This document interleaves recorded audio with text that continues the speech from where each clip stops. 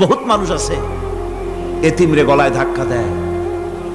মানুষ যখন ভিক্ষা নিতে আসে, গরিব মানুষ ভিক্ষা চাইতে আসছে, ওই মেয়ে আত্মাহিত জানো, দোয়া কুনুত জানো, বাড়ি যেয়ে কাজ করবা, এই সব আজে বাজে কথা বলে ভিক্ষা দেয় না। সাইলকে ধমক দিতে রাসূল করিম সাল্লাল্লাহু আলাইহি ওয়াসাল্লাম নিষেধ করেছেন, সাইলকে ধমক দিও না। গাড়িতে বসে যাচ্ছেন সাহেব, ট্রাফিক মোড়ে যখন সিগন্যাল জ্বলল, গাড়িগুলি দাঁড়ায় গেল, ফকির এসেছে, হাত নাই পাও নাই, বুড়া মানুষ, একটা পয়সা বার করে না। আবার এই মানুষটি ওই ফকিরকে ধমক দিয়া বার করে দিল।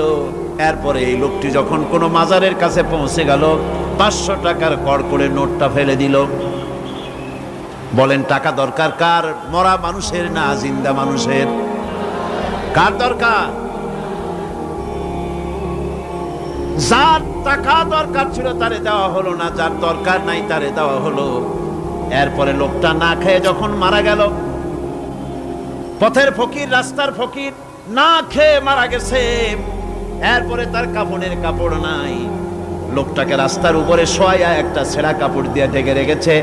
বড় লোকেরা, সাহেবরা তখন গাড়ি দাঁড় করে আর 5টা টাকা 2টা টাকা করে তার লাশের উপরে মারতেছে। এটা মানবতার এর চাইতে লাঞ্ছনা, মানবতার জন্য এর চাইতে গঞ্জনা আর কিছুই হতে পারে না।